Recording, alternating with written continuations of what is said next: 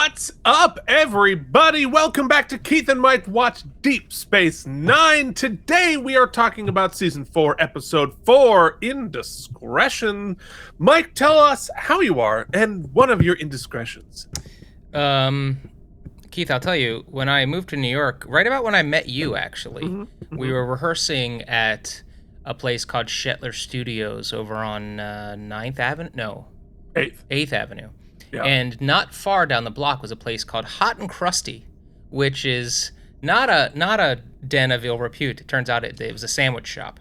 And you'd stand at the front, or you'd go into the back, and then you would get your sandwich. You then would pay for it up front, and then there was tables in the back to eat the sandwiches. So, Keith, my indiscretion is that for, 2-3 years, I would go, order my sandwich, bring it to the back and eat it, and then exit. They didn't plan out the setup of the place to really encourage paying, and so I think I owe Hot and Crusty on 8th Avenue $300 and some. So the small independent business just trying to stay alive. You mean me? On 8th Avenue. Yes. Are you talking about me? Because yes, that's right. All right. Well, you were a terrible person then, but luckily, you know, like Deep Space Nine, you've evolved into a more evolved, better person. But Keith, shall we? I don't know if you're going to mention it, so I'm going to bring it up here. Shall we sing a quick happy birthday to one Avery Brooks? It is the captain's birthday. Oh, it is. Well, happy birthday, Avery Brooks. Should we instead of happy birthday, instead of for he's a jolly good fellow, should we just give him a huzzah? Or a hip hip hooray? Absolutely. Hip, all right.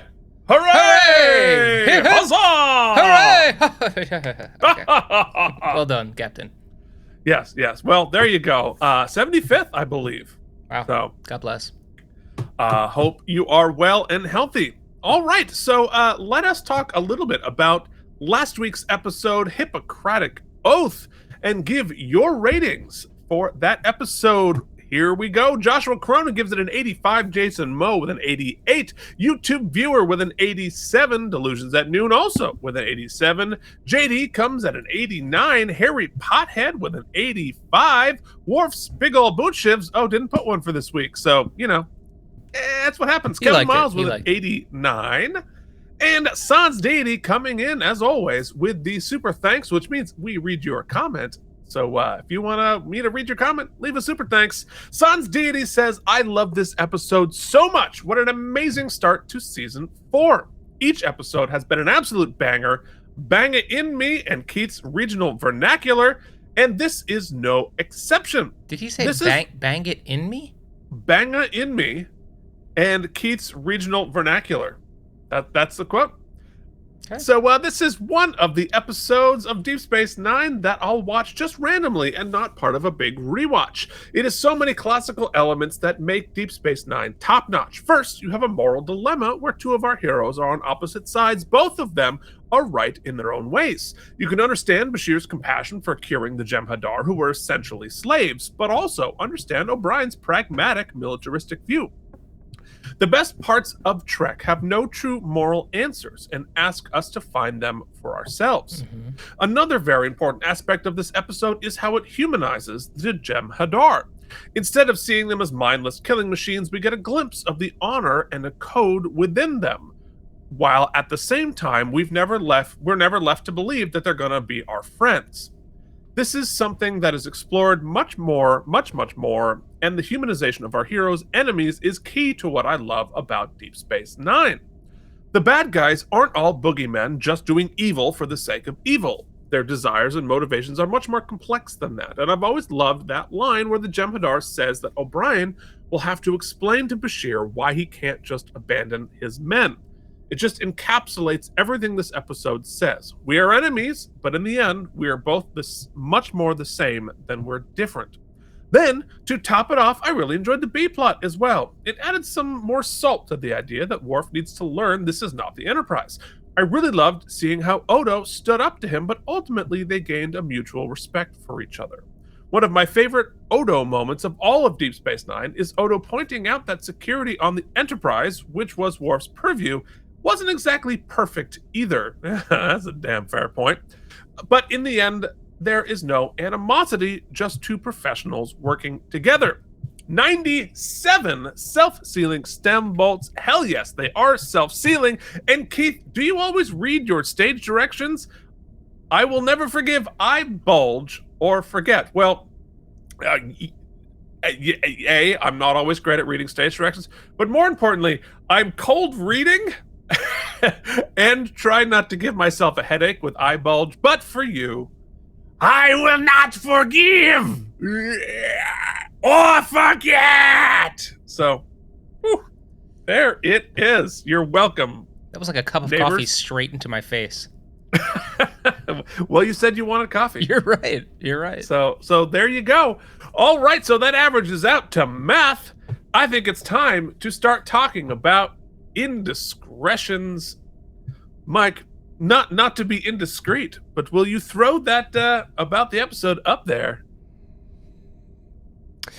Every week. In our divorce, you can have the about the episode run. Just hit the button. Hit the button. All right, so I was doing EQ. I was EQing. Yeah, well, that's less important to me when I'm trying to, as fast as I possibly can, prepare the episode on YouTube, because that's... the past 2 weeks, I've done it for you. And I very much appreciate it, because, if anything is vegetables in this process, filling out the YouTube stuff is the vegetables in this process. Yeah, for me, it's exporting. It's like, okay, I did the work, and now I want to send it to Keith and be done. Beep. Mm-hmm. And you're like, I got to sit here for the next 15 minutes. Well, you don't have to watch it. No, but it's my computer. I can't really do a lot. It uses all of the resources of the computer. Oh, fair enough. All right, so anyway. This episode aired on October 23rd, 1995. Oh, it's almost Halloween. Both in 1995 and in 2023. Halloween, one of my favorites for 1995 spooky season. Yeah, I don't know if I don't think I did a costume in 95. I think that was 15. I was a little... I was in the I'm too cool for school to go trick-or-treating at that point, even though secretly I really wanted the candy. I think we did it pretty much through graduation, so... I tell the story every year on every podcast we do. But this was about the year we did the Publishers Clearinghouse. Yeah. All right.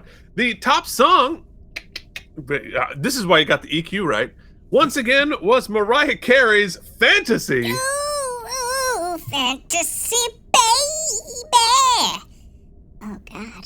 I can't even listen to myself. No. The top movie was Get Shorty, which took in $12 million. That was Travolta, and then they remade it into a TV show with Sarah Stiles later. Anyway, what was on TV? Oh, Keith, I can't wait to tell you. Oh, so, I'm excited to hear it. I think we're a week early, because one of my favorite things to do in looking back is around Halloween, you get the corniest TV titles. The episode titles are always some sort of Halloween spoof. We're not quite seeing those, although so on Partners, which was a show that was on Fox after Melrose Place. Sure. That was called Who's Afraid of Ron and Cindy Wolf was the name of that episode. Over on ABC. It's not really a Halloween. Yeah, I guess it's next week, so we're not going to this isn't going to pan out the way I thought. But anyway, NFL's Monday Night Football, your New England Patriots, Keith, defeated the then Buffalo Bills 27-14. Okay, first off, New England Patriots, never mind. They're still the Buffalo Bills. If you go back and listen for a few weeks, you'll realize I'm just making the away team your team every time.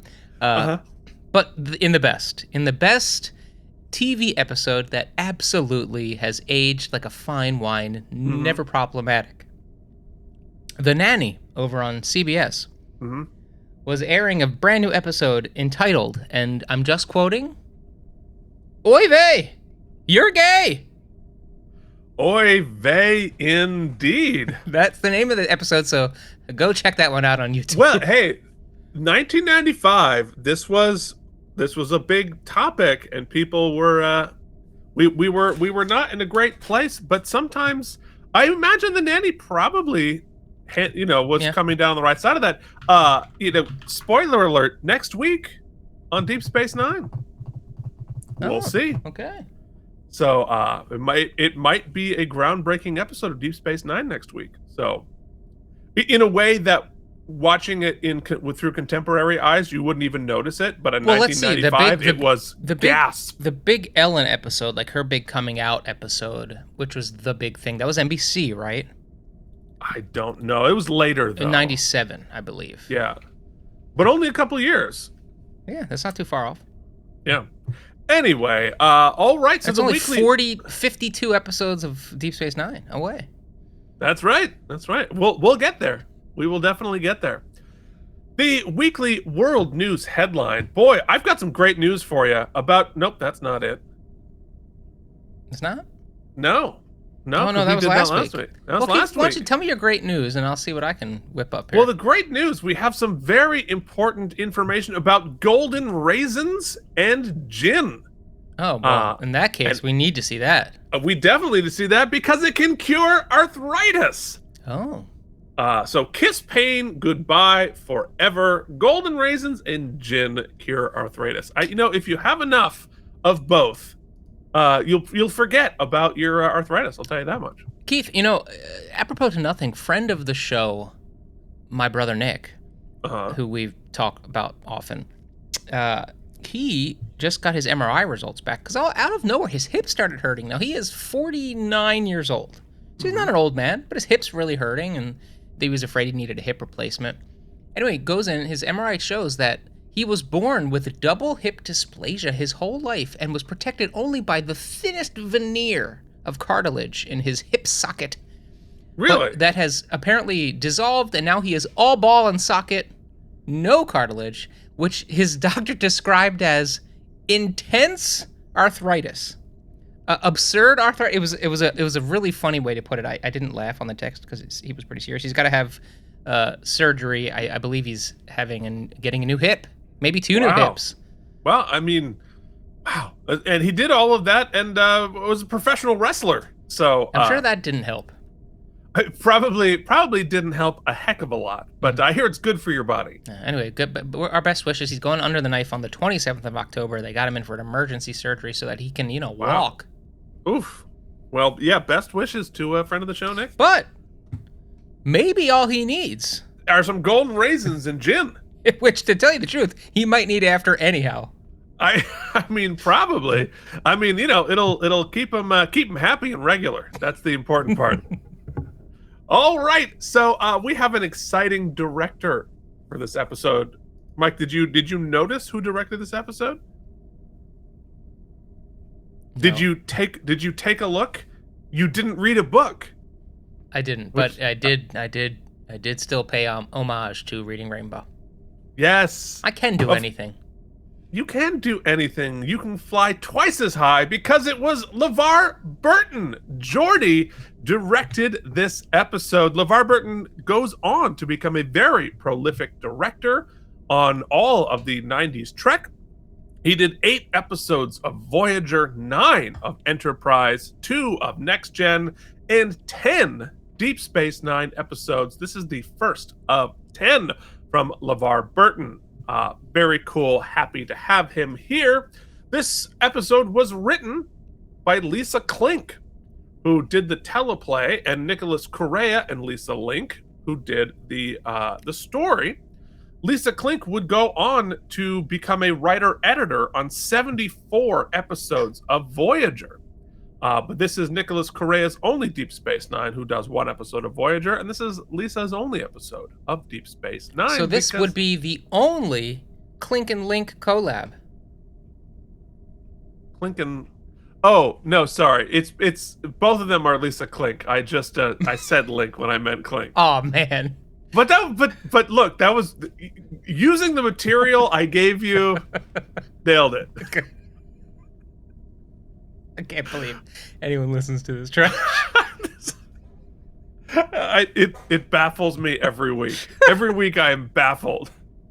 How can we be the worst part of our own show? I mean, every day on YouTube, people in the universe waste more than a day watching our nonsense. Why? All right, so... Well, we're wasting 2 days right now. We sure are. Well, let's do something more important with Trivial Trivia. Now, Keith, waste your time. With what? With Trivial Trivia. All right. So this is fun.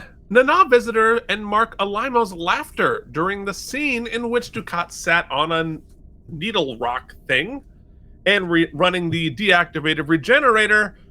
The laugh was genuine. They both found the scene so hilarious they couldn't contain it, but they stayed in character.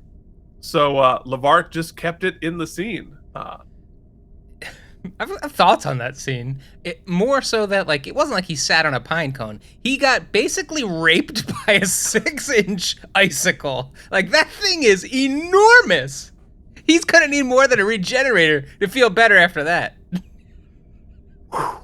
Well, we're gonna find out. We know Klingons have 2 of things, but maybe Cardassians have 2 buttholes now. So. I had to listen to Eli Manning say butthole like 12 times last night. Now you, Keith? Oh my god. This is a mess. This is a mess. So many buttholes. So many buttholes, so little time. This episode marks the first ever appearance of Breen. That whole sequence is going to be in our out of context season 4 coming up. So. The first appearance of who? Of the Breen. The who are the folks holding the people captive on the planet.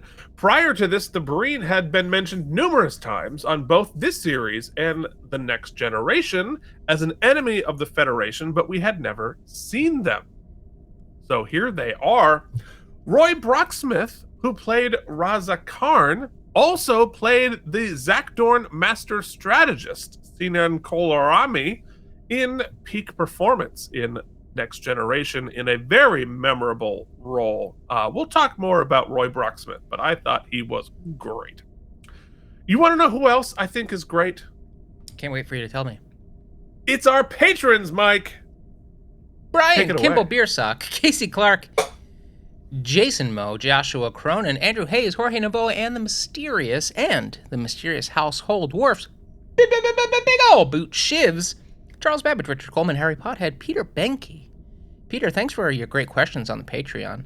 CRM Productions, Nikolay Ivanovich Lobachevsky, Delusions at Noon, Steve Brown, YouTube viewer James Hubbard, Lisa Kislov, JD Makes, Colin Dagan, Chris Mitchell, Kislava Burton. Kislava Burton. That's what I would do. JD Makes, Colin Dagan, Chris Mitchell, Sierra, Pat, and Joshua Cronin. You can join that illustrious team at patreon.com/KNN. And let me tell you, Keith, every week, even if I'm a little sad because CEO Jen left town, I watch Deep Space Nine in real time with my friends. I was thinking maybe posting a day before I'm actually going to watch and see if anybody wants to watch with me in real time. I'm going to be posting that, so stay tuned. Oh, I love that idea because I'm not involved. Yep. But I don't know the logistics of it because, it's like... Anyway, not the point. We did the same way we did the other one. Yeah. Which is not the point. It's just never consistent, so... Anyway. They get a bunch of other stuff, Q&As and fun stuff, but most importantly, Keith, I say it every week, they get the privilege of knowing that they are producing this show, and so they're basically our boss. Yeah. And additionally, we've unlocked all of the content at the $1 tier and up because of inclusivity, and we want to be financially inclusive as well. That doesn't mean you can't contribute more because you want to support us. In fact, we are counting on it. It's much like Radiohead did with the release of their album In Rainbows, where it was a pay what you can, and they still made $1 gajillion. We're only looking to make any dollars. Yeah. We just want to put an S next to the word dollar. We just don't want you to Kisliva the Patreon because we mess up your name so many times. See what I did there? Mm-hmm. All right. Our guest stars this week are Penny Johnson as Cassidy Yates, Mark Alimo as now Leggett Dukat, not Gul Dukat, Roy Brocksmith as Razka Karn, Sia Batten as Zial, and Thomas Prisco as Heller, which means it is time to hop into our screening room. What do you say? Let's do it.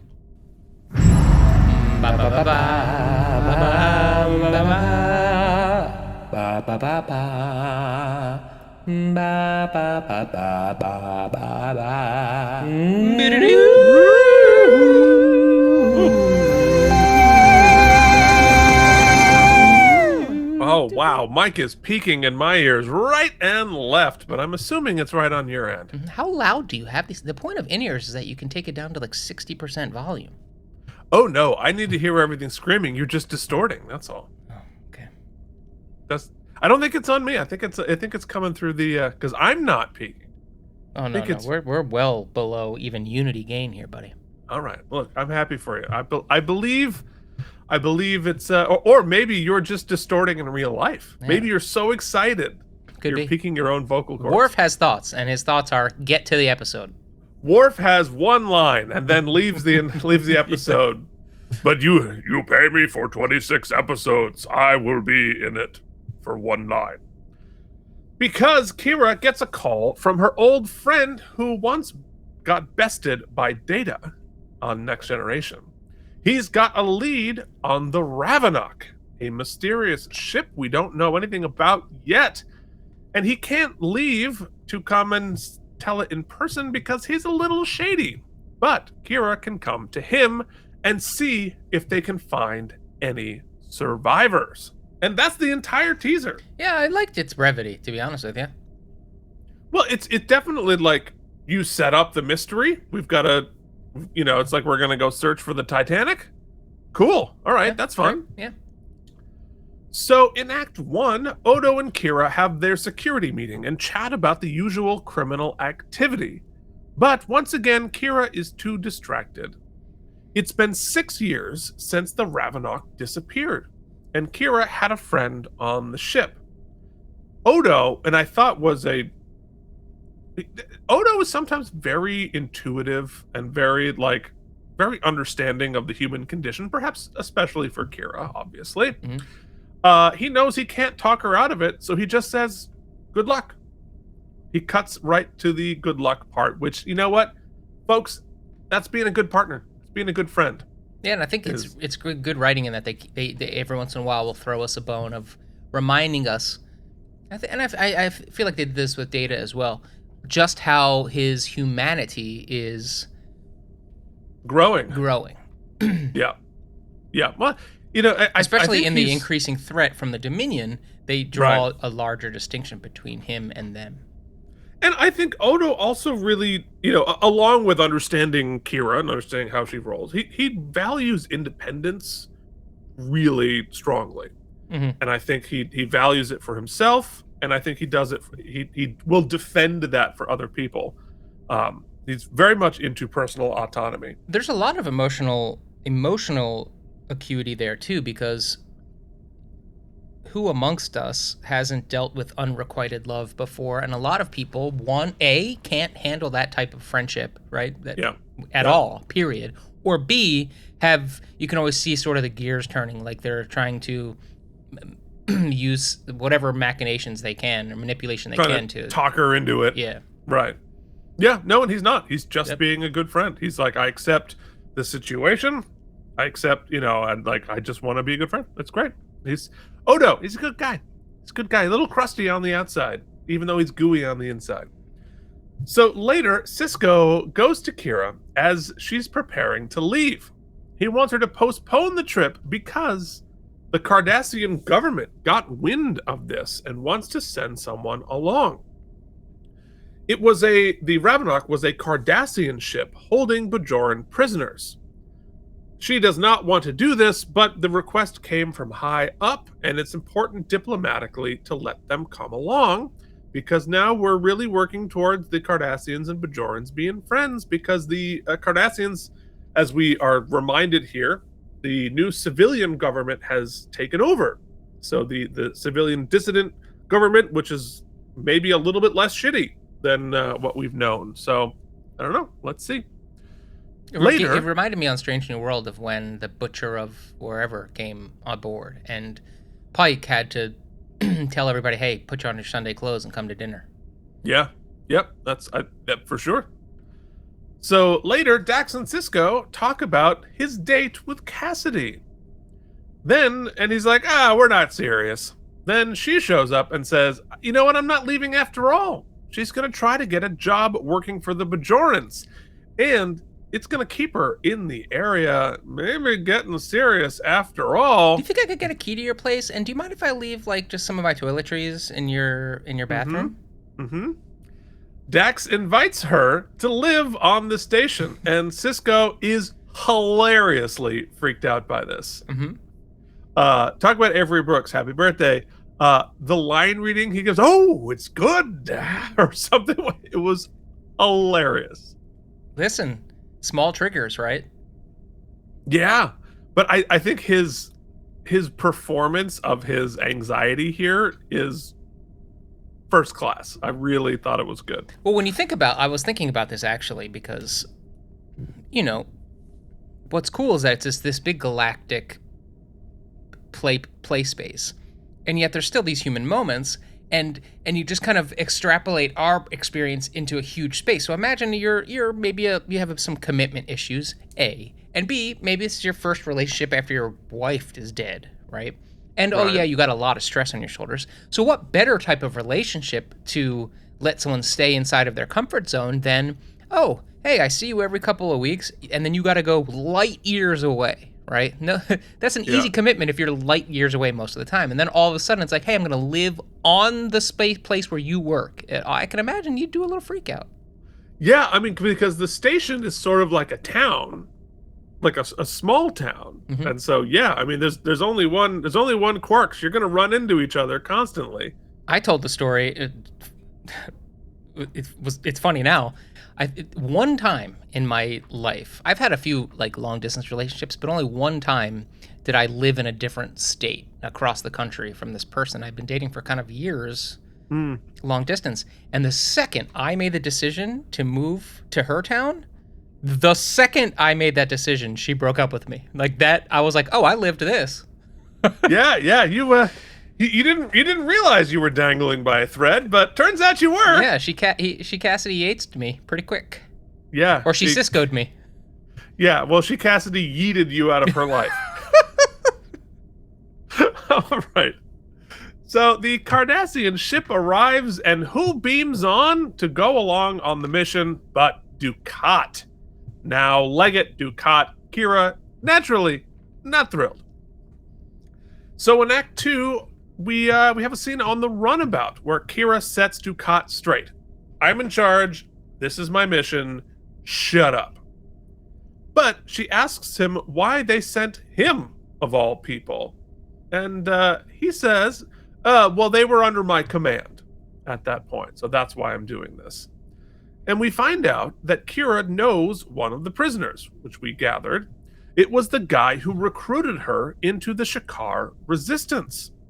And Dukat kind of compliments her by saying that the Shakaar resistance were impossible to wipe out. Then he starts to bloviate, and Kira laughs at him. But in his bloviation, he says, in some ways, the occupation helped Bajor. Sounds like the Cardassians are now writing textbooks in Florida. However, I did this conversation is strikingly relevant today with all of the rewriting our history. But she says something like he's like, well, you were simple people, and then after the Cardassian, you're strong and resilient and powerful. And she makes the obvious point, we did that in spite of you, not because of you, you monsters. So, come on, Ron. Anyway. Yeah, I really, this is a philosophical conversation we don't have time for, but it's really interesting, and Dukat is such a great example of this, and the way he's written is always so good, and Alimo is great. But every time you go, you are goaded into giving him credit for something. Like, hey, how evolved is it that someone who clearly was at war with these people can also see their strategic victories and give them credit for it and be like, hey, that was actually pretty cool how you guys were able to run under our radar and we can never quite catch you. Right.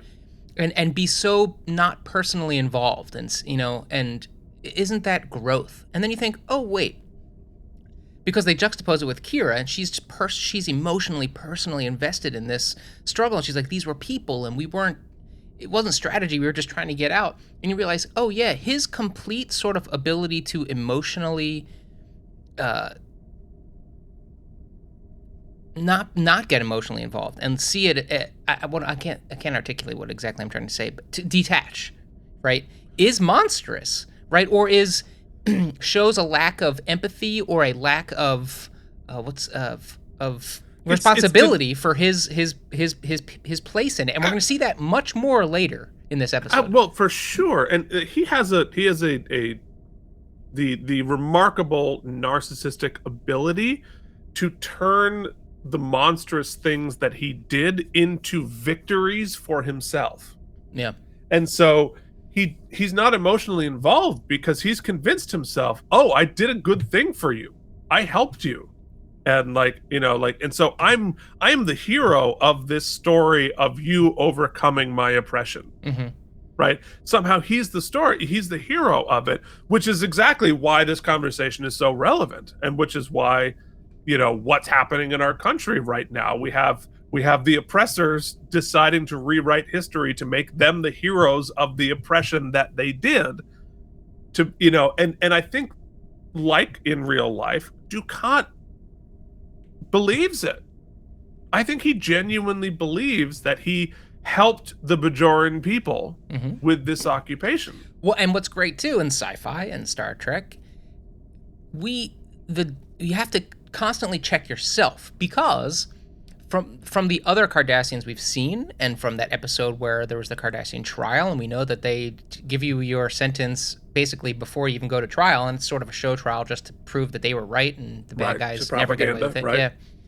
And so it's easy to just be like, okay, he is representative of all Cardassians. This is how they all think and behave. And to a degree that's true, I think, fundamentally from a societal perspective. However, we spend only 2 minutes with his daughter, but it doesn't seem fundamentally like she seems to have an emotional belief in him just as a father and what she wants, and maybe because she's been raised outside of that society, that maybe they are not, just like the Jem Hadar last week, fundamentally all like that. We can't broad brush it here. No, and Kira knows that because of her relationship with the guy who they both tricked into thinking that he was her daughter. Yeah. Yeah. Right? Yeah. And so Kira has had this incredibly complex onion of layers of relationship with the Cardassians, and I think Dukat stands in for your typical Cardassian, and he's like extra Cardassian, but obviously there are many layers to it. The episode threads a great needle in that we could go back and start. I should have kept a tally of how many times I was like, hey, Dukat, like maybe I misjudged you, and then you're like, oh wait, maybe I didn't just like it's great the back and forth to do with him. Oh, I mean, if you could keep that list running for the entire 7 seasons, oh my god, because but that is him. Is a very complex character. Him and Garak, I think, are the two that you're like, they just sometimes, and we've seen this with Bashir, not to get too into it, there's just inconsistency in the writing or the performance or the character, whatever the alchemy is, it's a little back and forth, wishy-washy. Whereas with Garak and him, it seems very intentional, very plotted, consistent. And very consistent. Well, and they're basically two sides of the same coin. Because in Garak, you're mostly good, a little evil. And Dukat, you're like mostly evil, little good. Yeah. And I think that's it. But it's very consistent, right, in this thing. And it makes for why they're both some of the best characters on the show. So, anyway, Alamo is so great at being gross. In Sisko's, Cassidy announces, hey, I got the job working for the Bajorans. I'm going to be here full time. Sisko is not doing a good job of pretending he's not freaked out. He says the immortal lines, it's a big step. And she calls him on it. You're afraid of commitment. Forget it. I won't take the job. And she gets up and leaves. That conversation did not go well. think everybody has been on one side or the other of that conversation at some point in their lives. There's a baffling directorial choice here, but maybe I think it's supposed to say something about Sisko. I don't know. Go back and watch it. But so they have this blow up. She's like, well then fine, I won't take the job and I'm leaving, and he does not respond, right? So, it seems to be a conscious choice, right? Ben's like, well, I'm not gonna lie, right? I'm gonna, which. He's way smart enough. He knows that's going to piss her off, and there's going to be some sort of, so she stands up, right? Like, she's clearly leaving. And instead of like either continuing his ignoring or trying to stop her, he grabs the wine bottle and goes to pour her more wine. And I was like, well, that's a weird choice. Well, all right. I know exactly what you're talking about. And here's my take on it. Okay. I think he is like flabbergasted. He doesn't know what to say because he doesn't know what he wants. I think she calls him on it later. Mm-hmm. Like, the reality is he doesn't know what he feels, doesn't know what he wants. And I think in that moment, part of him thinks she just got up to get more wine, that the bottle was empty. And he's like, oh, no, it's not empty. Oh, wait, she's leaving. I think that's what I take from that. Yeah.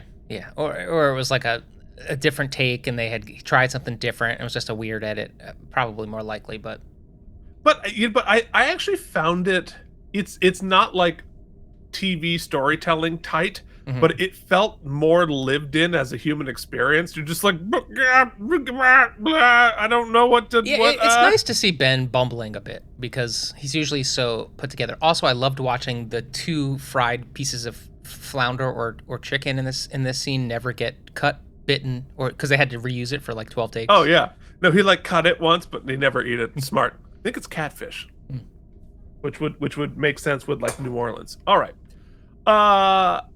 so Kira arrives in the Badlands, and do you remember why the Badlands are important in Star Trek history?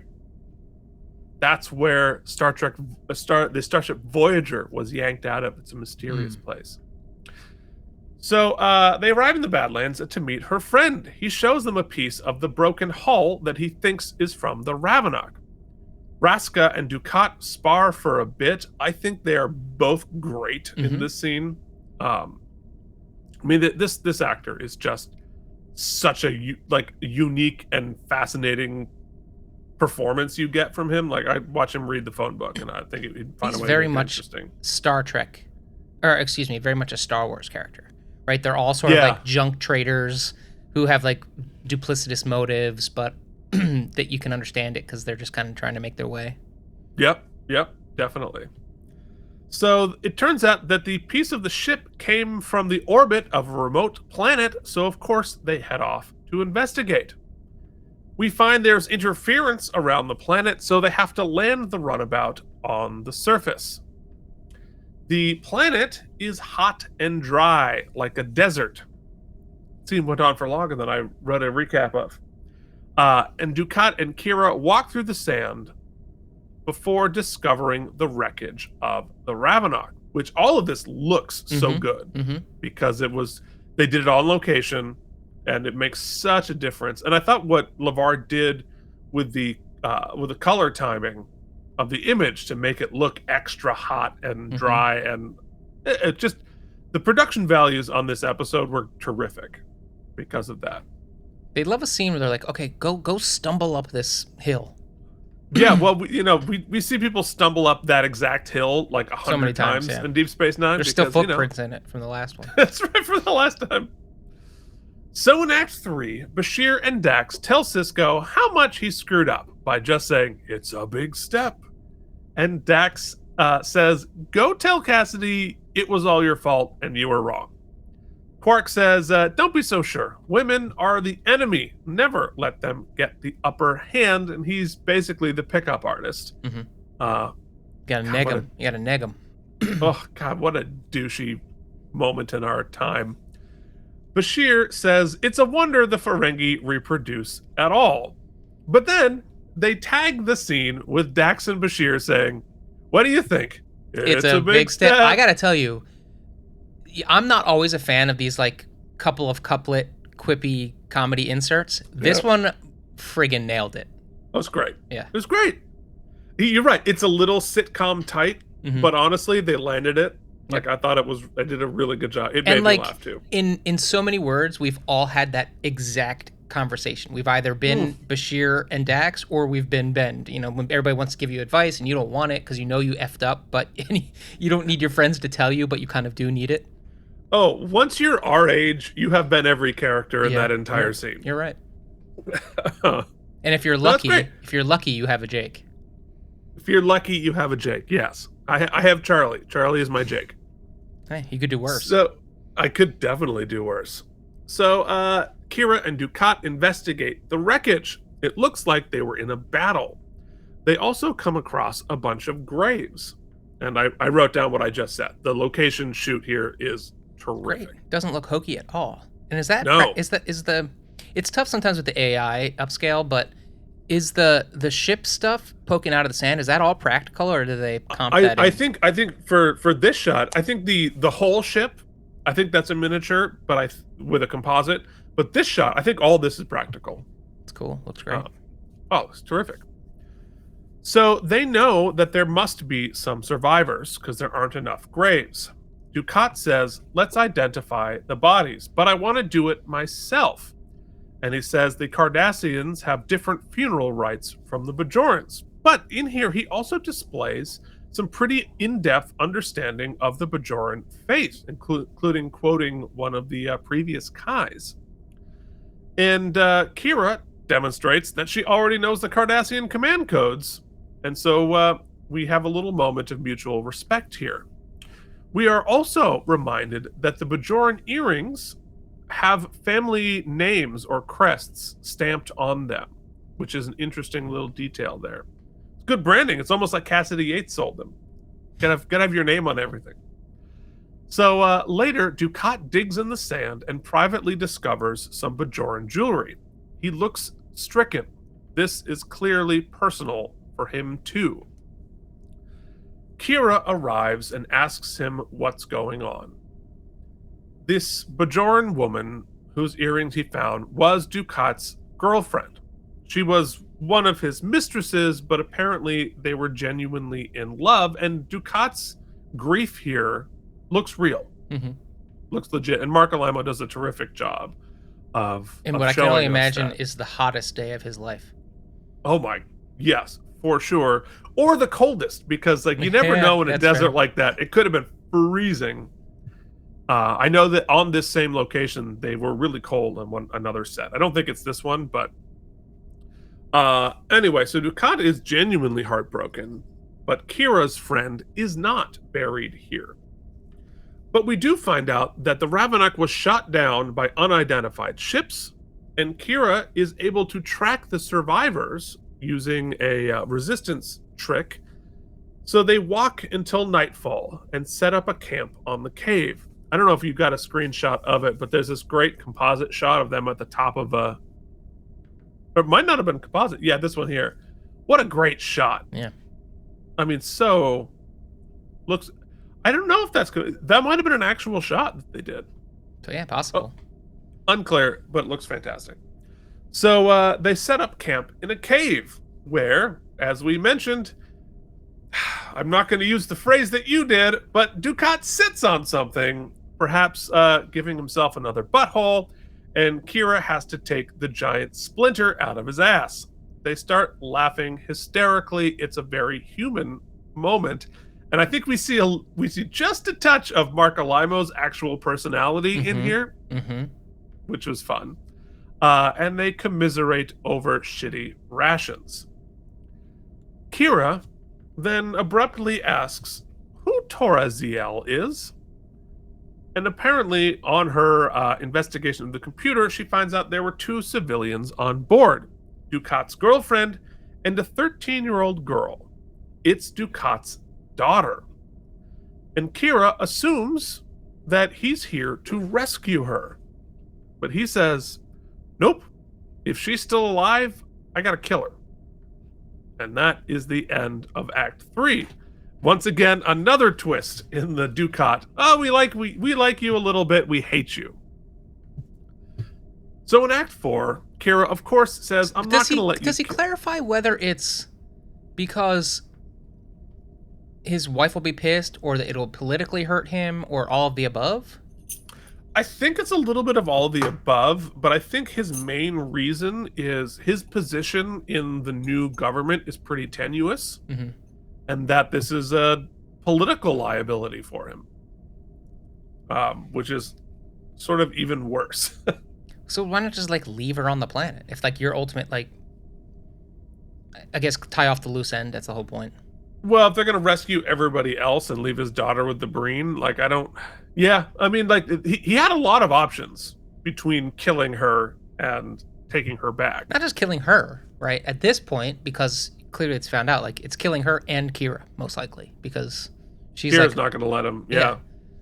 But you wonder, and I think Kira points this out, was he ever really going to do it? Or by telling Kira he was going to kill her, he was setting up a way to stop. He intentionally told her so that she would stop that's him. A great point, actually, because the disconnect for me, and it almost to the point of a wormhole in the plot for me, but I'm trying to allow for the fact that Cardassians are not human beings, and I know the human experience, because the grief you see when he's mourning the woman, the Bajoran woman, and when he sees his daughter, with the callous, cold, very concrete decision he seems to have pre-made and announces to Kira about killing her, are so incongruent, like, just at face value, that I'm searching for a very specific motivation that would necessitate taking her out,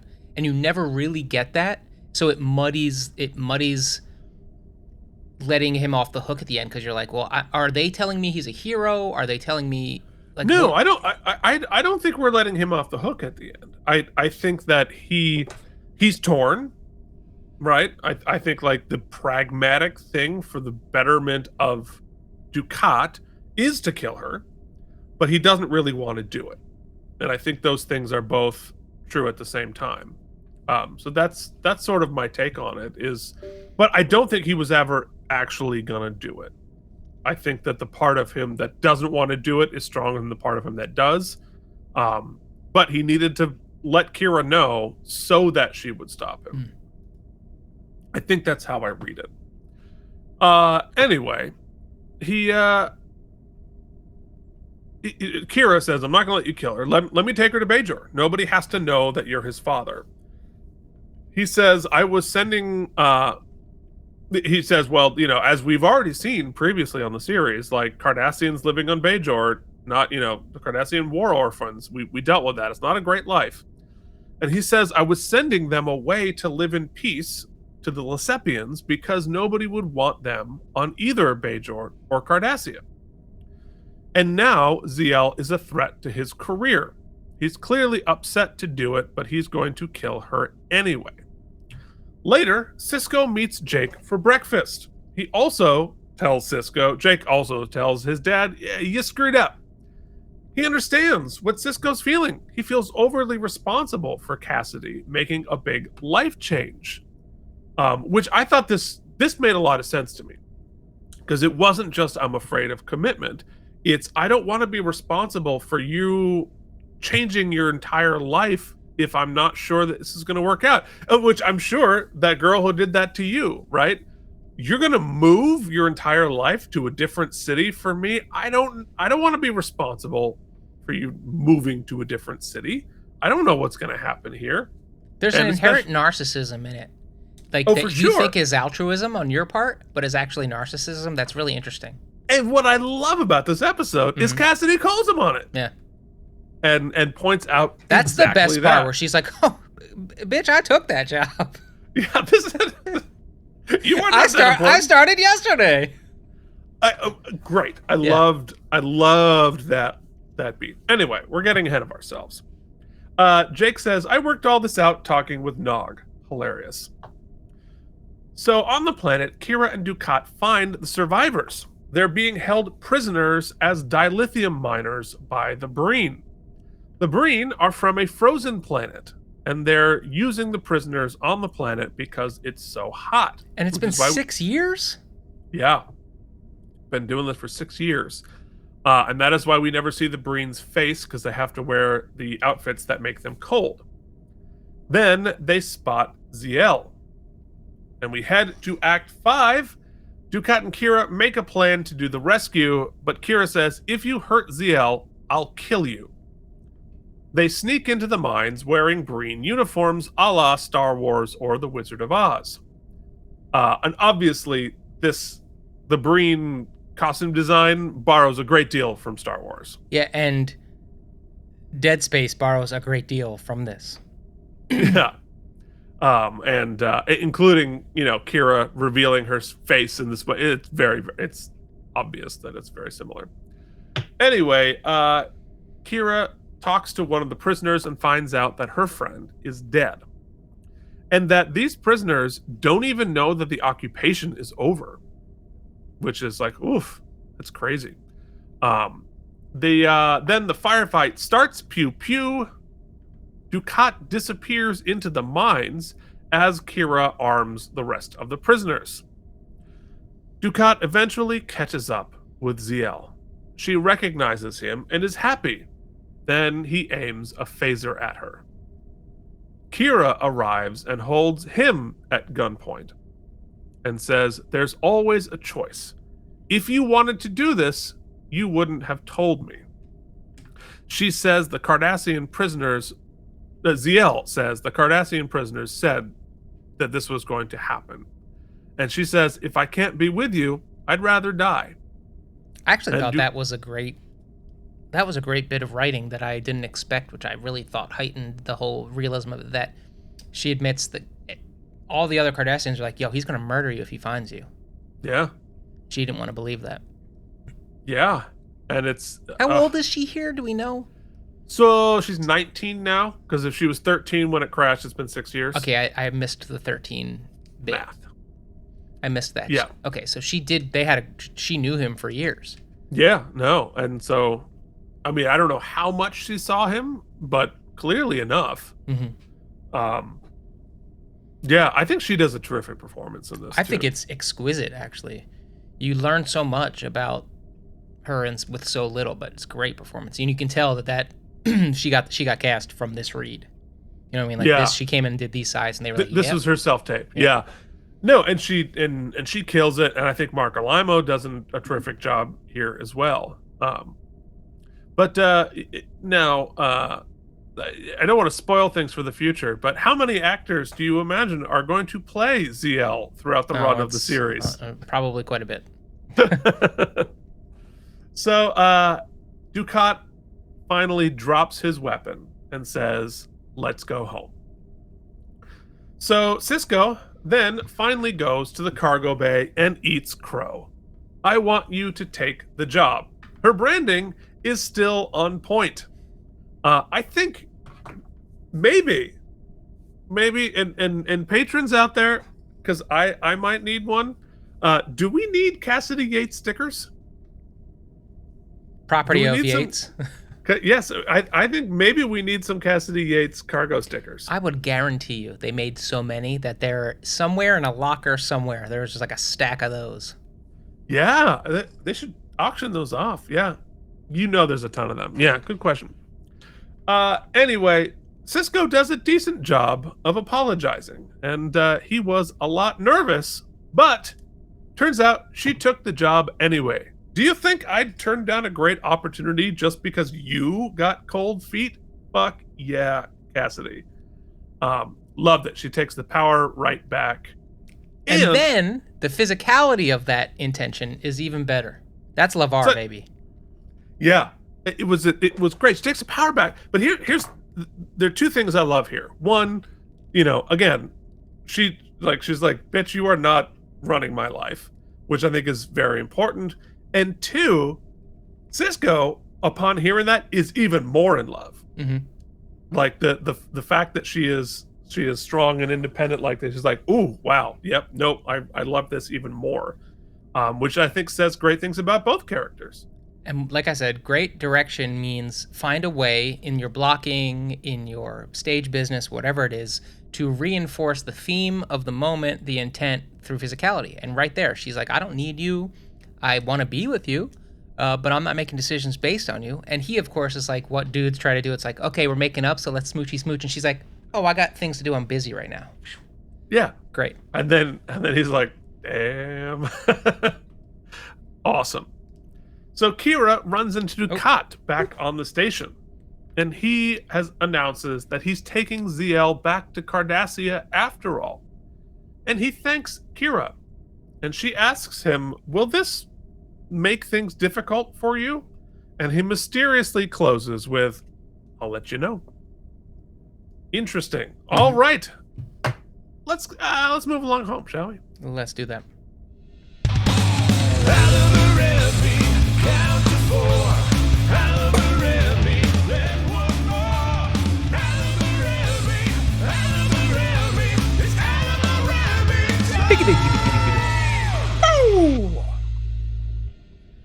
All right, let us begin with any wormholes in the plot, Mike. Yeah, the really only wormhole, and I brought it up briefly, and I'm making space for it to not be a wormhole, but his stakes are just ambiguous, right? It's clear, and I think maybe intentionally so, as you're arguing, but at the same time, if we don't feel the conflict he's feeling, right? The political weight, the trouble with his wife, he's already got 7 kids. The problem is the quickness with which he's like, oh, okay. He like announces all of the problems he's gonna have, right? And to the point where he's gotta kill her. But then he has the gun rifle at her, and at no point does it seem like he's actually gonna kill her. And he's just like, yeah, okay, let's go home. Let's live together. It's all fairy tale happy ending, which I know that they even imply there's ambiguity to that ending, and we don't know that it'll be fairy tale happy ending, but that moment just seemed to lack a little tension, right? And so that feels wormholey to me. But as for just like a plot contrivances or gaping wounds in the plot, I didn't find any. I didn't feel any. I'm sure Kira has maybe just discussed that friend before. I didn't really. It fell a little light in the like what her relationship with him was, or her relationship with the junk trader. But there's so much in the scenes that fuels that you just kind of like, okay, whatever the yada yada is, I'm fine with that. As it turns out, it's not important. Yeah, like that's not what it's about anyway. Right, and that yada yada felt fine to me. But the yada yada with him making that decision, just like, okay, let's go home, felt a little. The bridge needed we needed a firmer bridge for that gape there. So that's it. Yeah, I mean, I see what you're saying. It is ambiguous. I think the reality of it is sort of similar. I think it dovetails with what Sisko does. Sisko does it in a comedic fashion, and Dukat does it in a dramatic fashion. The reality is there's a complex situation, and he doesn't really know what he wants, and he doesn't really know how he feels. And there's the pragmatic side, there's the emotional side, there's the whatever. It's all tenuous, it's all conflicting, it's all I think it's muddy because it's muddy.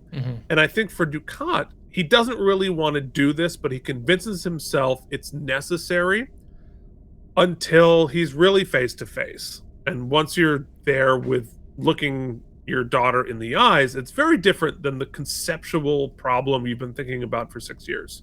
You haven't seen her in 6 years, right? And so it starts to become, it's like I said, merely conceptual. And I think it changes once it's in real life, but I don't think he ever really wanted to do it in the first place. So it's muddy, but I think I'm okay with it. I think I'm okay with that being the story as opposed to a wormhole in the story. Okay. Let's talk best moments. Yeah. So I said it before, but I did love that comedic interlude. I thought that was actually really well done, and it helps the episode, and because it was so universal. It felt like a beat we've all had. For me, and listen, this is saying something. I really believe, and I think all the moments with Cassidy are great. I think all the moments with Kira and Dukat are great. so much good stuff. It's like two-handers taking place, basically. Mm-hmm. For me, the best moment is still, because I just expressed to you my kind of, or I felt the plot let me down a little bit. However, what saves it in that moment is the performance of this actress I don't even know, his daughter, in this, I guess, one time she appears. I thought it was so... Sia Batten. Sia. I thought it was so emotional. I thought it was so raw. I thought it was so real that it showed a relationship that they must have had. It showed a hope that she had. It's like that. It's like Castaway, where Tom Hanks, like uses the idea of his wife to get through this torturous period of time, and then like when she has moved on with her life, which is totally understandable, she thought he was dead. It like crushes him, and you see that exact kind of experience with her, all in really kind of a few lines. I thought it was great. I'm going to give that my best moment. Yeah, I think it's great. I think Alimo's performance and his grief in both scenes were really excellent.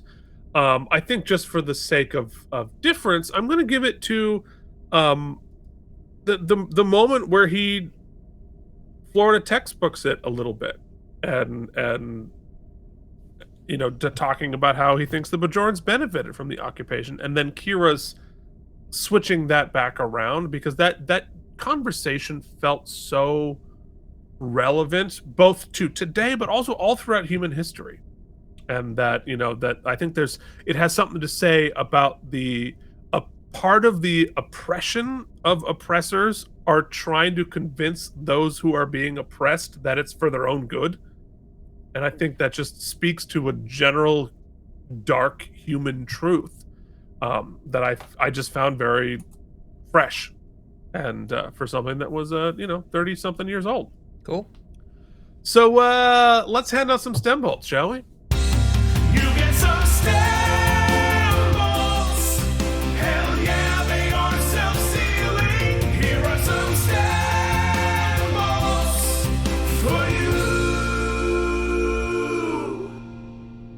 Yeah, I can see where our cup runneth over here, and it's going to become challenging to start doing this, because I would say, because last week, if last week was like the par for the course, then this feels in the vein of par for the course, because I would argue that there was potentially more ramifications last week for the grand scheme, right? Because we might have learned something about our enemy, the Jem'Hadar, but here we're learning, I mean, at its core, the premise of this series is really about,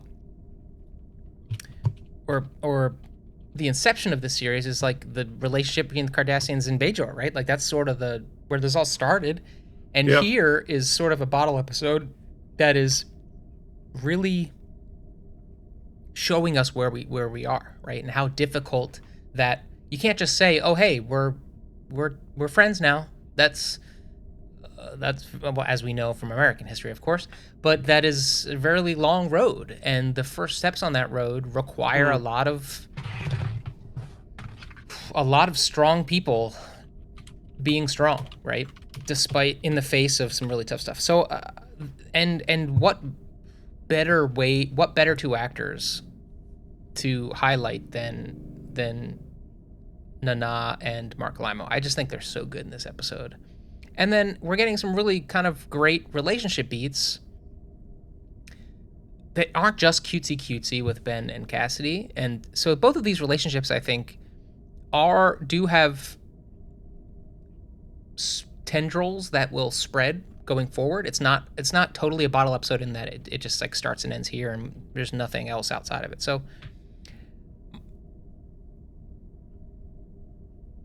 it's hard to pull for. Let me look at the positive. They continue to knock it out of the park with Dukat stuff, right? The question becomes, unlike Garrick, where I feel like when the questions with Garrick, often his motivations generally tell a story. Right now, whereas I need some more from Dukat now. I need to know like what he's because we're learning with Garrick every time. We're learning a little bit more about what he wants or where he's going or where his allegiances lie. With Dukat, I don't really feel that. I do feel like I just feel uneasy with it all the time. Like this episode seems to me like he's leaning protagonist in some ways, but I don't know for sure. I don't know. I just didn't feel a lot of forward movement is my only big problem with this episode. If I was to problem, doesn't mean I didn't enjoy it. It's it's everything I love. It's incredible scene work, incredible questions being asked, and actors facilitating it. That said, I don't think it's as strong for me as last week, which I gave a 92. Oh God, I mean, look it up. Let's see what you said last week was a 91 last week. So still great. It's great. It's tough. It's how do you say something's less great, right? But great. For me, I'm gonna say 89. Yeah, I mean, oh, did I disappear? Oh, you did. We froze for a second, but we're back. We're back. All is well. Yeah, I really like this episode. I think this episode is incredibly tight in the sense that every scene works. Every scene moves the character. This is a character episode, right? This isn't a plot episode. This is a character episode. But and you're right, it is a series of two-handers, right? And so you have Cassidy and Ben, you have Jake and Ben, you have Kira and Dukat, you have Kira and Odo, you have Kira and her other friend, you have Dukat and Ziel, right? It's just all of these things, but every single scene, however short, moves the character development forward. The Kira Odo scene, it's a scene that is basically just laying track for the plot, and yet we still learn something about their relationship. Every interaction that Kira and Dukat have, because they have like 4 or 5 distinct scenes. Now, normally there might be a lot of repetition within those scenes, or sort of like, this is the dynamic that we have while we're moving the plot forward. Well, no, we actually, each one of them tells us something new about one or both of the characters, and the dynamic is constantly changing and developing, and there's consequences. So just in terms of the writing of this and the direction of the performance, it's just incredibly tight. There's no filler, there's no repeated beats. We're learning new things, and I think it's just really, really well constructed that way. Well directed, well written, well performed. And we have the individual character progression happening. We also, you mentioned it, right? The larger story arc between the Bajorans and the Cardassians, which Kira and Dukat are frequently the stand-ins for. We are progressing our larger story about the long load of recovery from war. And so it's a personal recovery. It's the nations themselves. It's the land. It's the people. It's the whatever. And so we are progressing from how we met Dukat and their relationship. It's progressing. It's a long road. We are nowhere near the end of the road, but we're in a different part of the road than we were previously. And I think that's great. And I think that, learning more about Dukat as a person, you sort of ask, like, I don't really know who Dukat is. And I think that is one of the main questions. But I think it has always been clear and continues to be clear that Dukat's defining characteristic is narcissism. And that is overriding the other genuine part of him that is a feeling person who wants to be good. He does care about other people, but his malignant narcissism is constantly topping that just a little bit. It always wins just a little bit. And I think that is, we all know that person, right? We know the person who is like, they convince themselves they want to be a good person. They want to do the right thing, but they just can't because of their narcissistic personality disorder, which I think is what's happening here with Dukat. So it's fascinating. I think that the whole thing is fascinating. I think that the episode looks great. Sorry, go ahead. No, it's a great point you bring up, and I think this is an interesting character study in narcissism, because I think we're often the narcissists we see rise to prominence or who frustrate us the most on television or in the political spectrum are the ones who often have a very braggadocious bluster about them, which is just infuriating, that these people, because they're almost proud of the shit they get away with, right, fueled by this narcissism. But that is not the actual brand of narcissism that most human beings are dealing with, right? It's this. Right. It's motivational narcissism, that it's this kind of driving force. It is an intrinsic thing that keeps you from operating at your peak empathy level, right? Yeah.